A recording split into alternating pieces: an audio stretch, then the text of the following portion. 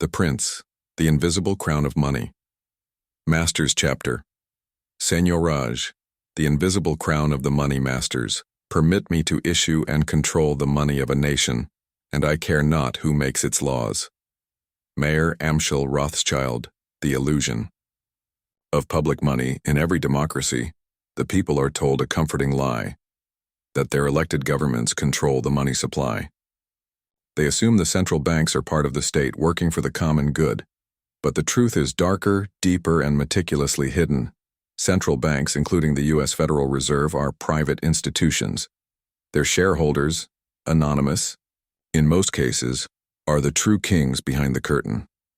These private entities create money not for the benefit of the people but for profit. They lend money to governments at interest, using nothing but digital keystrokes.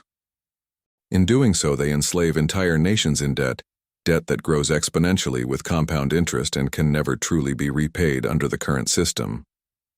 What is seignorage? Seignorage is the profit made from creating money.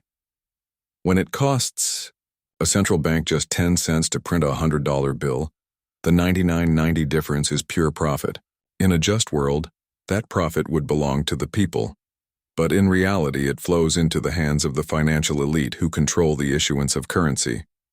Seignorage is the most silent, effective form of taxation, one that bypasses legislation, parliaments, and the consent of the governed. It is theft legalized by complexity. Professor Artug Çetin's revelation, Turkish professor of finance. Artug Çetin dared to break the silence. In lectures and writings largely ignored by mainstream economists, he explained that if the government itself collected seignorage, if it printed its own money without borrowing from private banks, the United States could pay off its $37 trillion debt in just 10 years. Think about that.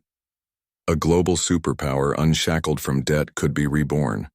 But that possibility is forbidden, because it would mean the end of the private banking dynasty that rules not just the U.S., but the world.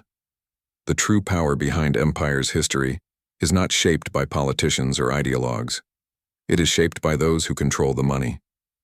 Every empire that sought monetary independence from the global banking cartel has been destroyed. Muammar Gaddafi proposed a gold-backed dinar to replace the U.S. dollar in African trade. He was bombed into oblivion.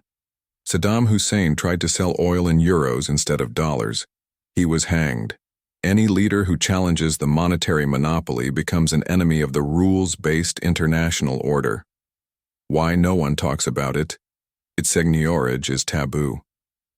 It is never discussed in universities, rarely mentioned in economic discourse, and absolutely banned from mainstream media. The silence is not accidental. It is strategic. For the elite to continue their reign, the masses must never understand the system that chains them. A prince's duty: reclaim the throne. The true prince, the real leader of a sovereign people, must understand this hidden mechanism. Reclaiming the right to issue money and collect seignorage is the first step toward real freedom.